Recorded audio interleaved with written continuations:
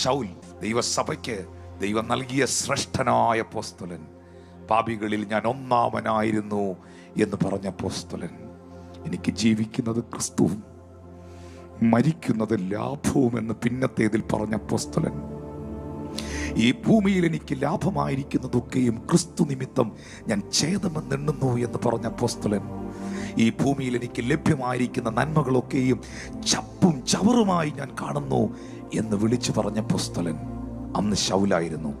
സഭയെ മുടിച്ചവനായിരുന്നു, ഉപദ്രവിച്ചവനായിരുന്നു. പക്ഷേ ഞാൻ ചോദിക്കട്ടെ, അന്ന് 120 പേർ കൂടിയിരുന്ന ആത്മനിറവിൽ നിറഞ്ഞപ്പോൾ, അഗ്നിനാവുകൾ പ്രത്യക്ഷപ്പെട്ടപ്പോൾ ഈ ശൗൽ അവരുടെ കൂട്ടത്തിൽ ഉണ്ടായിരുന്നോ? ഇല്ല, ഒരു കാരണവശാലില്ല. ശൗൽ അന്ന് ഇവരുടെ കൂടെ വാഗ്ദത്തം കേട്ടവരാണോ? അല്ല. അകാല പ്രജ പോലെ പിന്നത്തേതിൽ ക്രിസ്തുവിലേക്ക് നയിക്കപ്പെട്ടവനും ദൈവപ്രത്യക്ഷത ഉണ്ടായവനും ദൈവത്താൽ പിടിക്കപ്പെട്ടവനും അനന്യാസിന്റെ കൈക്കീഴിൽ സ്നാനമേറ്റ് ദൈവസഭയ്ക്ക് സ്വർഗം ഒരു മുതൽക്കൂട്ടാക്കിയ വെളിപ്പാടിന്റെ ആധിക്യമുള്ള അപ്പോസ്തലനായിരുന്നു പൗലോസ്. നീ ആരാകുന്നു കർത്താവേ? Who you are, Lord? എന്ന് ദൈവത്തിന്റെ മുഖത്ത് നോക്കി ചോദിച്ച തന്റെ അടിയായിരുന്നു അവൻ. കണ്ണിന്റെ കാഴ്ച പോയി താഴെ കിടക്കുമ്പോഴും ചോദിക്കാനുള്ള തന്റെ ഇടം കണ്ടോ? Who you are, Lord? ആ തന്റെ ഇടം തന്റെ ശുശ്രൂഷയിലും ഉണ്ടായിരുന്നു. ആ തന്റെ ഇടം അഗ്രിപ്പായുടെ മുൻപിലും ഉണ്ടായിരുന്നു. ആ തന്റെ ഇടം ഈർച്ചവാൾ കഴുത്തിലിരിക്കുമ്പോഴും ഉണ്ടായിരുന്നു. ആ തന്റെ ഇടം തന്റെ കഴുത്ത്, ഞാൻ റോമിൽ പൗലോസ് കിടന്ന കാരാഗ്രഹം സന്ദർശിച്ചിട്ടുണ്ട്. പൗലോസിന്റെ ശിരച്ഛേദനം നടന്ന സ്ഥലം ഇറ്റലിയിൽ, റോമിൽ ഞാൻ കടന്നുപോയി ആ സ്ഥലമൊക്കെ വിസിറ്റ് ചെയ്തിട്ടുണ്ട്. അവിടെ ചെറിയ 3 ചർച്ചുകൾ, ചർച്ച് എന്ന് വെച്ചാൽ കയറാൻ പറ്റത്തില്ല, അതിനകത്ത് കയറാൻ പറ്റുന്ന ഒരു ചർച്ചയേ ഉള്ളൂ. മോഡൽ ചെറിയ കുഞ്ഞു കുഞ്ഞ് കാര്യങ്ങൾ അവർ ഉണ്ടാക്കി വെച്ചിട്ടുണ്ട്. എന്താണെന്നറിയാവോ? പൗലോസിന്റെ തല വെട്ടുമ്പോൾ ആ തല വെട്ടിയ, ഈർച്ചവാൾ കൊണ്ട് വെട്ടിയ തല 3 റൗണ്ടാ ഉരുണ്ടത്. പൗലോസിന്റെ തല ഉരുണ്ട് മറിഞ്ഞു പോയ 3 സ്ഥലത്തും അവർ 3 ചെറിയ കൂടാരങ്ങൾ ഇന്നും ഓർമ്മയ്ക്കായി അവിടെ ഉണ്ടാക്കി വെച്ചിട്ടുണ്ട്. കഴുത്തിൽ ഈർച്ചവാളിരിക്കുമ്പോഴും വെട്ടിക്കൊല്ലാൻ കൽപ്പന പുറപ്പെടുവിക്കുമ്പോഴും ഞാൻ നല്ല പോർ പൊരുതു, ഞാൻ ഓട്ടം തികച്ചു, ഞാൻ വിശ്വാസം കാത്തു, ഇനി നീതിയുടെ കിരീടം അവൻ എനിക്കായി വെച്ചിരിക്കുന്നു, എനിക്ക് മാത്രമല്ല അവനിൽ പ്രിയം വെച്ചിരിക്കുന്ന ഏവർക്കും എന്ന് പറയാനുള്ള അഭിഷേകം ആ മനുഷ്യനുണ്ടായിരുന്നു. ആ മനുഷ്യനാണ് ഏറ്റവും കൂടുതൽ അന്യഭാഷയെക്കുറിച്ചുള്ള വെളിപ്പാട് വ്യക്തമാക്കിയത്. കാരണം പൗലോസിനെ സംബന്ധിച്ച് മുഴുവൻ റെവലേഷൻസും മിസ്റ്ററീസുമാണ് തൻ്റെ മിനിസ്ട്രി എന്ന് പറയുന്നത്.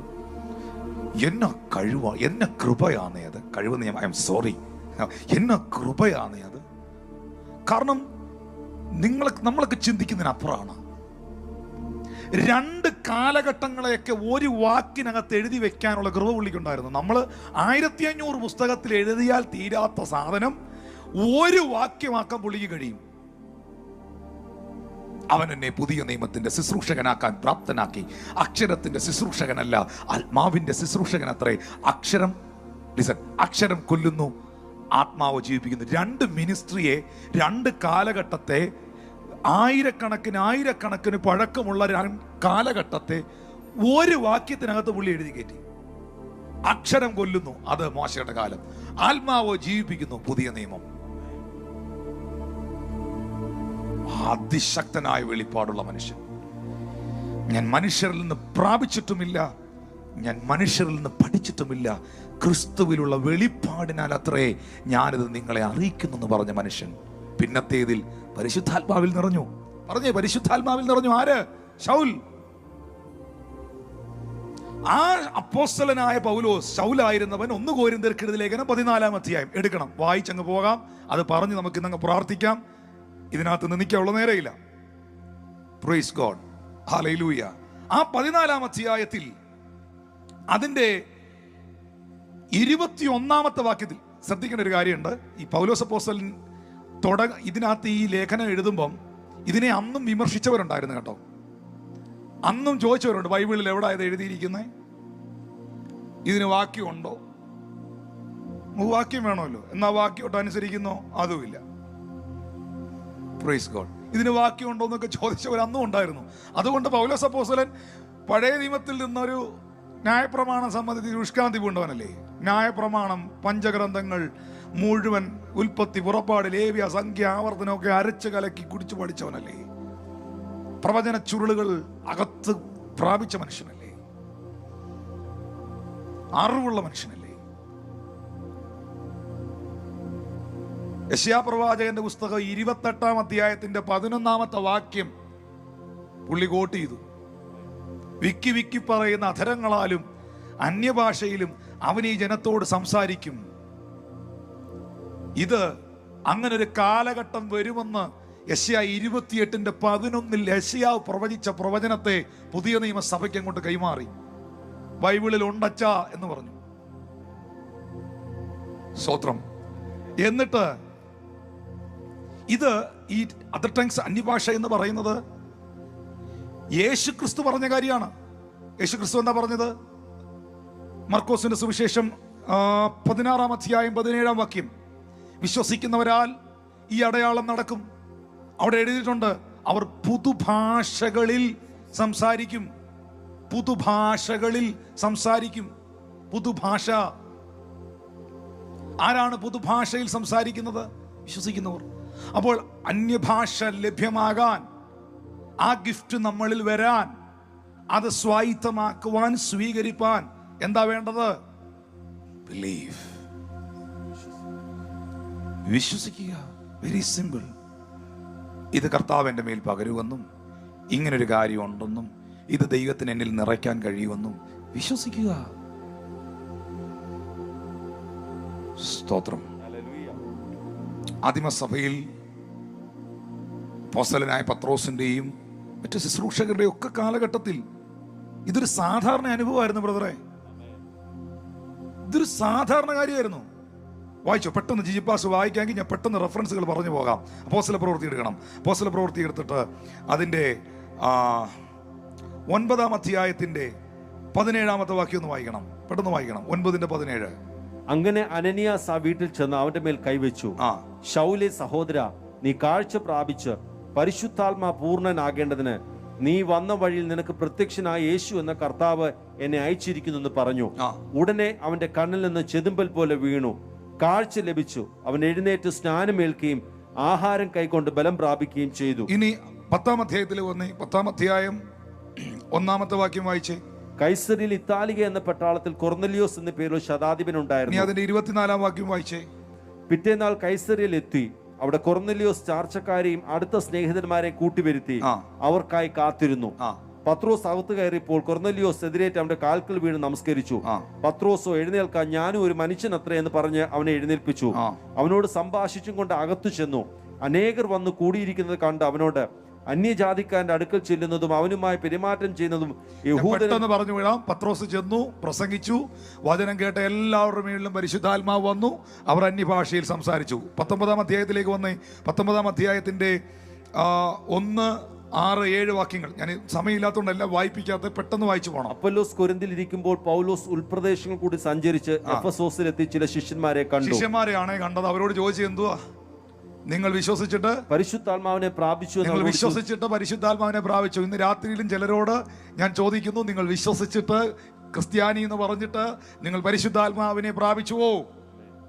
നിങ്ങൾ അപ്പോ ഇവര് പറയുകയാണ്, ഞങ്ങൾ പരിശുദ്ധാത്മാവ് ഉണ്ടെന്ന് പോലും കേട്ടിട്ടില്ല. ഇനി 6-ാം വാക്യം വായിച്ചേ. പൗലോസ് അവരുടെ മേൽ കൈവച്ചപ്പോൾ പരിശുദ്ധാത്മാവ് അവരുടെ മേൽ വന്നു. പൗലോസ് അവരുടെ മേൽ കൈവച്ചപ്പോൾ പരിശുദ്ധാത്മാവ് അവരുടെ മേൽ വന്നവർ അന്യഭാഷകൾ സംസാരിക്കുകയും പ്രവചിക്കുകയും ചെയ്തു. ഇനി ഞാൻ പറഞ്ഞല്ലോ, ഈ വോക്കൽ ഗിഫ്റ്റിൽ other tongues, interpretation of tongues, prophecy, 3 കാര്യം പറഞ്ഞല്ലോ. ഈ അതർ ടങ്സും പ്രോഫസിയും ഭയങ്കര കണക്റ്റഡ് ആണ്. ഞാൻ അതിലേക്ക് ഇപ്പോൾ കയറുന്നില്ല. അടുത്തൊരു സെഷനിൽ അത് എടുക്കാം. അന്യഭാഷയിൽ അവർ സംസാരിക്കുകയും അതിന്റെ കൂട്ടത്തിൽ തന്നെ അവർ പ്രവചിക്കുകയും ചെയ്തു. ഹല്ലേലൂയ. ചേർന്ന് കർത്താവിനെ സ്തോത്രം ചെയ്യാം. ഞാൻ പൗലോസ് പറഞ്ഞ ഭാഗത്തിലേക്കൊന്ന് വരികയാണ്. 14-ാം അധ്യായം എടുത്തോ. 14-ാം അധ്യായം 1 കൊരിന്ത്യർ 14. അതിന്റെ 2-ാമത്തെ വാക്യം വായിച്ചേ. 1-2 വാക്യങ്ങൾ പെട്ടെന്ന് വായിക്കണം. സ്നേഹം ആചരിപ്പാൻ ഉത്സാഹിപ്പീൻ, ആത്മീക വരങ്ങളും വിശേഷാൽ പ്രവചനപരവും വാഞ്ചിപ്പീൻ, അന്യഭാഷയിൽ സംസാരിക്കുന്നവൻ മനുഷ്യരോടല്ല ദൈവത്തോടത്രേ സംസാരിക്കുന്നു. ആദ്യം എല്ലാ ട്രോളർമാരും ഇതറിയണം. എല്ലാ ട്രോളർമാരും, എല്ലാ വിമർശകനും പരിഹാസികളും ഈ വാക്യം ഒന്ന് കേട്ടോണം. അന്യഭാഷയിൽ സംസാരിക്കുന്നവൻ നിന്നോടല്ല സംസാരിക്കുന്നത്. അന്യഭാഷയിൽ സംസാരിക്കുന്നവൻ മനുഷ്യരോടല്ല സംസാരിക്കുന്നത്, അവൻ ദൈവത്തോടത്രേ സംസാരിക്കുന്നത്. ആരും തിരിച്ചറിയുന്നില്ലല്ലോ, പിന്നെ നിനക്ക് മനസ്സിലാവൂ? ആരും തിരിച്ചറിയുന്നില്ലല്ലോ എന്നാ ബൈബിൾ പറയുന്നത്, പിന്നെ നിനക്ക് മനസ്സിലാവൂ? വിശ്വാസികളോട് പറയട്ടെ, ഇത് നിനക്ക് മനസ്സിലാക്കാൻ പറ്റാതെ പോയതാണ് ഏറ്റവും വലിയ അനുഗ്രഹം. ഇതുകൂടെ നിനക്ക് മനസ്സിലാക്കാൻ പറ്റിയിരുന്ന നീ ഇതും പറയലായിരുന്നു. ഇത് മനസ്സിലാക്കാൻ, ഇതെന്തുവാ ഞാൻ പറയുന്നതെന്ന് മനസ്സിലാക്കാൻ പറ്റാതിരിക്കുന്നുണ്ട് ഇത് പറഞ്ഞുകൊണ്ടിരിക്കുന്നത്. ഈ പറയുന്ന കാര്യം പിടികിട്ടുന്നുണ്ടായിരുന്നെങ്കിൽ ഇതും പറയലായിരുന്നു. ഇപ്പൊ ഞാൻ പറഞ്ഞത് എൻ്റെ അയലോകക്കാരനെ അനുഗ്രഹിക്കണമെന്ന്, പിന്നെ വേണ്ടെന്ന്. അന്യഭാഷ പറഞ്ഞപ്പോഴേ, അന്യഭാഷ പ്രാർത്ഥിച്ചപ്പോഴേ പുള്ളിക്ക് പറഞ്ഞ അന്യഭാഷ പുള്ളിക്ക് മനസ്സിലായി. അന്യഭാഷ പുള്ളി പറഞ്ഞത് എൻ്റെ അയലോകക്കാരനെ അനുഗ്രഹിക്കണേ നാം അന്യഭാഷയെ പ്രാർത്ഥിച്ചു. അതങ്ങനെയായിരുന്നു പുള്ളിക്ക് മനസ്സിലായി. പിന്നെ പുള്ളി അന്യഭാഷയും പറയുന്നില്ല. ഈ അന്യഭാഷ പറയുന്നത് നമുക്ക് മനസ്സിലാക്കാൻ പറ്റാത്തതാണ് ഏറ്റവും വലിയ അനുഗ്രഹം. നമ്മൾ എന്തോ പറയുന്ന അറിയത്തില്ല. ആരെയൊക്കെയോ വിടുതലിന് വേണ്ടി ഇടിവി നിൽക്കുക. നമ്മൾ വിചാരിക്കുന്ന പിള്ളേരുടെ കാര്യം നടന്നുകൊണ്ടിരിക്കുകയാണ്.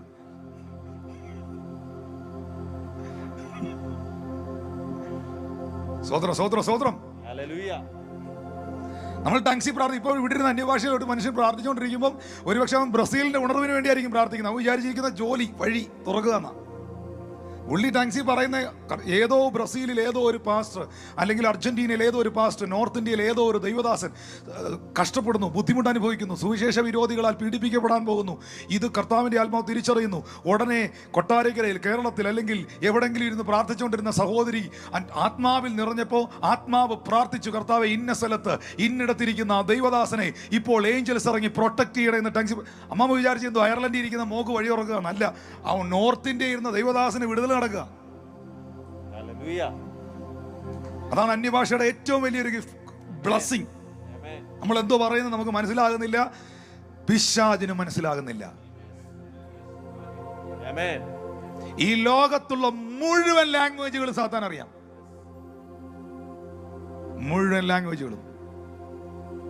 കാരണം ഈ ഭൂമിയുടെ മേൽ അധികാരമുണ്ട്. സാത്താൻ യേശുവിനോട് പറഞ്ഞു, എന്നാ ഈ രാജ്യങ്ങളെല്ലാം എൻ്റെ കൈവശം ഇരിക്കുന്നല്ലേ പറഞ്ഞു. നീ എന്നെ നമസ്കരിച്ചാൽ നിനക്ക് തരാന്നല്ലേ പറഞ്ഞു. പക്ഷെ പിശാച് കൺഫ്യൂസ്ഡ് ആകുന്ന, പാതാളം കൺഫ്യൂസ്ഡ് ആകുന്ന. എത്ര പേർക്ക് ഇതിന്റെ സീരിയസ്നെസ് പിടികിട്ടുന്ന അറിയത്തില്ല. പിശാചുള്ളവൻ അസ്വസ്ഥനാകുന്ന, പാതാളം കൺഫ്യൂസ്ഡ് ആകുന്ന ഒരു മേഖലയാണ് അന്യഭാഷയിലുള്ള പ്രാർത്ഥന. കളിയാക്കിക്കോ, ഒരു കുഴപ്പമില്ല. ഞാനിത് കളിയാക്കിയവൻ അറിയോ? എൻ്റെ വീട്ടിൽ പ്രാർത്ഥിക്കാനായി വരുന്ന ഒരു അമ്മച്ചി ഉണ്ടായിരുന്നു പണ്ട് പ്രാർത്ഥിക്കാൻ സ്ഥിരം വരുന്ന നല്ലൊരു പ്രവാചകയായ അമ്മച്ചി. ഞങ്ങളെല്ലാം അന്ന് മറ്റൊരു സാമുദായിക സഭയിലാണ്. പക്ഷേ വീടാൻ തോറും പ്രാർത്ഥിക്കാൻ നല്ല കൃപയുള്ള ഒരു അമ്മച്ചി ഉണ്ടായിരുന്നു. എൻ്റെ മൂത്ത ജ്യേഷ്ഠൻ പാസ്റ്റർ ടിജി, രണ്ടാമത്തെ ആള് പാസ്റ്റർ ടിബി, ഞങ്ങൾ പാസ്റ്ററെ സത്യമാണ്. എൻ്റെ അമ്മ ഇപ്പോൾ ഇത് കേൾക്കുന്നെങ്കിൽ ചിരിക്കും. സത്യമായി പറയുന്നേ. ഈ അമ്മച്ചി വീട്ടിൽ വന്ന് പ്രാർത്ഥിക്കുമ്പോൾ ഞങ്ങൾ 3 സഹോദരന്മാർ വീട്ടിലുണ്ട്. ഈ അമ്മച്ചി അവിടെ നിന്ന് പ്രാർത്ഥിച്ച ആത്മാവിലായി കഴിയുമ്പോൾ അന്യഭാഷ പറയും. അന്യഭാഷ പറയുമ്പോൾ ടിജി പാസ്റ്റർ ഒരു വഴി കൂടെ ഇറങ്ങി ഓടും, ടിബിച്ചാൻ പുറകെ ജനലിൽ അവിടെ വന്നിരിക്കും. ഞാനാന്ന് അമ്മച്ചിയുടെ മുമ്പിൽ നിന്ന് ചിരിക്കും. ചിരി വന്നിട്ട് ടിജി പാസ്റ്റർ പുറകെ കൂടെ ഇറങ്ങിപ്പോയി പുറത്ത് നിന്ന് ചിരിക്കും, ടിബി പാസ്റ്റർ അപ്പുറത്ത് പോയി നിന്ന് ചിരിക്കും, ഞാൻ അമ്മച്ചിയുടെ മുമ്പിൽ നിന്ന് ചിരിക്കും. ഇതുപോലൊരു മീറ്റിങ്ങിൽ പങ്കെടുക്കാൻ പോയിരുന്ന് അകത്തെങ്ങനെയോ കയറിയിരുന്ന് നമ്മൾ പറഞ്ഞല്ലോ പെട്ടു എന്ന് പറയുന്ന പോലെ അതിനകത്ത് പോയതാ. കർത്താവ് എന്നെ കണ്ടു. അവിടുത്തെ ദൈവദാസന്മാരും ആൾക്കാരും എല്ലാം അന്യഭാഷ പറഞ്ഞ് ഇങ്ങനെ കൈയടിക്കുന്നത് കണ്ടപ്പോൾ ലിറ്ററലി ഞാൻ പുറകിലിരുന്ന് കുനിഞ്ഞിരുന്ന് ചിരിച്ച് കളിയാക്കുന്ന മനോഭാവത്തോടെ ഇരുന്നപ്പോഴാണ്, ഒരു മിമിക്രിക്കാരനെ പോലെ കളിയാക്കുന്ന മനോഭാവത്തിൽ ഇരുന്നപ്പോഴാണ് ദൈവത്തിൻ്റെ ആത്മാവ് ആ ദൈവപുരുഷനിലൂടെ എന്നെ വന്ന് തൊട്ടത്. ഞാൻ ഒരു സത്യം പറയാം, അപ്പം ഇല്ലെന്ന് കർത്താവിനോട് പറഞ്ഞത് ശിഷ്യന്മാരാ അല്ലേ? ഗുരു ഇത്രയും പേർക്ക് കൊടുക്കാനുള്ള മതിയായ അപ്പം ഈ കാട്ടിൽ നമുക്ക് എവിടെ യോഗം പിരിച്ചു വിട്ടേരെ എന്ന് പറഞ്ഞ ശിഷ്യന്മാരാ. അപ്പം ഇല്ലെന്ന് പറഞ്ഞ ശിഷ്യന്മാരെയും കൊണ്ട് അപ്പം വിളമ്പിച്ചവനാണ് ക്രിസ്തുവെങ്കിൽ അന്യഭാഷയെ കളിയാക്കിയവന്റെ ശ്രദ്ധയ്ക്ക് നിന്നെയും കൊണ്ട് ദൈവം ഇത് പറയിച്ചിരിക്കും. ഒരു സംശയം വേണ്ട, നീ ആയിരിക്കും സഭയിൽ ഏറ്റവും കൂടുതൽ ഇത് പറയാൻ പോകുന്നത്. കാരണം ഒത്തിരി കളിയാക്കിയവനാ ഞാൻ, ചിരിച്ചവനാ. എഴുതി വെച്ചോ, ഇതിപ്പോ പറയുന്നത് കേട്ട് നീ ചിരിച്ചോ. നീ ചിരിക്കുവാന്ന് എനിക്കറിയാം ചിലര്. എഴുതി വെച്ചോ.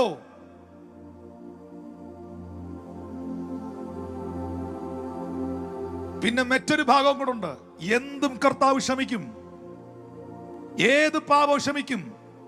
വേദപുസ്തകത്തിൽ ക്ഷമിക്കപ്പെടാത്ത ഒരു പാപവുമില്ല, എന്നാൽ ഒരു പാപമുണ്ട്. അത് യേശു പറഞ്ഞു, എന്റെ ആത്മാവിന് നേരെ ദൂഷണം പറഞ്ഞാലോ, എന്റെ ആത്മാവിനെ പരിഹസിച്ചാലോ, ഈ ലോകത്തിലും വരാനുള്ള ലോകത്തിലും അവനോട് ഞാൻ ക്ഷമിക്കുകയില്ല. കൃപയാൽ അറിവില്ലായ്മയുടെ കാലത്ത്, അറിയാത്ത കാലത്ത്, ഈ പുസ്തകം എന്തെന്നറിയാത്ത കാലത്ത്, ഈ സത്യം എന്തെന്നറിയാത്ത കാലത്ത്, ദൈവശക്തി എന്തെന്നറിയാത്ത കാലത്ത്, പാരമ്പര്യത്തിന്റെ ബന്ധനത്തിൽ കിടന്ന കാലത്ത്, പാപത്തിൽ ജീവിച്ച കാലത്ത്, അറിയാതെ പരിഹസിച്ചു പോയതിനെ, അറിയാതെ കളിയാക്കി പോയതിനെ എന്റെ ദൈവം ക്ഷമിച്ചത് കൊണ്ടാണ് ഇന്ന് രാത്രി ഞാൻ നിങ്ങളുടെ മുമ്പിൽ നിൽക്കുന്നത്.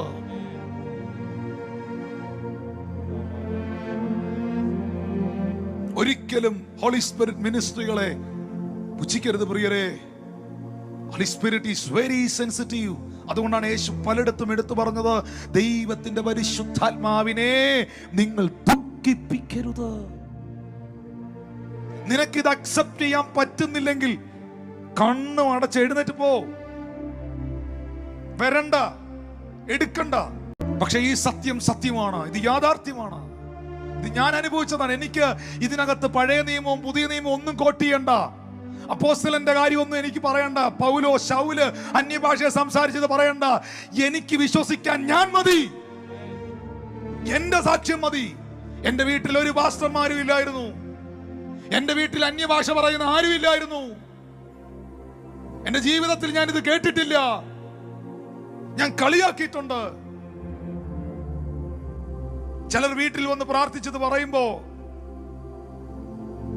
പക്ഷേ പ്രാർത്ഥനയുടെ നടുവിൽ, ഉപവാസത്തിന്റെ നടുവിൽ ഈ ദൈവശക്തി എന്റെ മേൽ വന്നപ്പോൾ എനിക്ക് നിയന്ത്രിക്കാൻ കഴിഞ്ഞില്ല. എന്റെ നാവിൽ ദൈവം ഈ ലാംഗ്വേജ് തന്നപ്പോൾ ഒരു രാത്രി മുഴുവൻ പൊട്ടിക്കരഞ്ഞുകൊണ്ട് ഞാൻ ഇത് പറഞ്ഞു. എനിക്ക് അന്ന് ഉറങ്ങാൻ കഴിഞ്ഞില്ല. ഇന്നും ഞാൻ ആ ദിനത്തെ ഓർക്കുന്നു. ഇതൊരു അനുഭവമാണ്. ഇത് അനുഭവിക്കുക, ഇത് തിരിച്ചറിയുക. വിശ്വസിക്കാത്തവന് നിന്നുപോയി കാണും, പക്ഷെ വിശ്വസിക്കുന്നവന്റെ മേളിൽ ഇന്ന് രാത്രി ഇത് ഒഴുകിക്കൊണ്ടിരിക്കുകയാണ്. വിശ്വസിക്കും മക്കളെ. അന്യഭാഷ പറയുന്ന കുഞ്ഞുങ്ങളായി നിന്റെ കുഞ്ഞുങ്ങൾ മാറട്ടെ. അന്യഭാഷയിൽ പ്രാർത്ഥിക്കുന്ന വ്യക്തിത്വങ്ങൾ കുടുംബത്തിൽ ഉണ്ടാകട്ടെ. അന്യഭാഷയിൽ പ്രാർത്ഥിക്കുന്ന തലമുറകൾ എഴുന്നേറ്റ് വരട്ടെ. അന്യഭാഷയിൽ സംസാരിക്കുന്നവൻ മനുഷ്യരോടല്ല, ദൈവത്തോടത്രേ സംസാരിക്കുന്നു. ആരും തിരിച്ചറിയുന്നില്ല, എങ്കിലും അവൻ ആത്മാവിൽ മർമ്മങ്ങളെ സംസാരിക്കുന്നു. എങ്കിലും അവൻ ആത്മാവിൽ മർമ്മങ്ങളെ സംസാരിക്കുന്നു. ഈ അന്യഭാഷയിൽ സംസാരിക്കുമ്പോൾ അവൻ ദൈവഹിതപ്രകാരം പ്രാർത്ഥിക്കുന്നു. അതൊരു ഭയങ്കര ഏറിയാണ് കേട്ടോ. ഇതൊന്ന് നോട്ട് ചെയ്യണേ. ഇന്നത്തെ മീറ്റിംഗിൽ ഇത് നിങ്ങൾ മനസ്സിലാക്കേണ്ട ഒരു കാര്യമാണ്. നിങ്ങളുടെ പ്രാർത്ഥന എപ്പോഴും ദൈവഹിതപ്രകാരമുള്ള പ്രാർത്ഥനയാണെന്ന് എപ്പോഴാണെന്നറിയാവോ?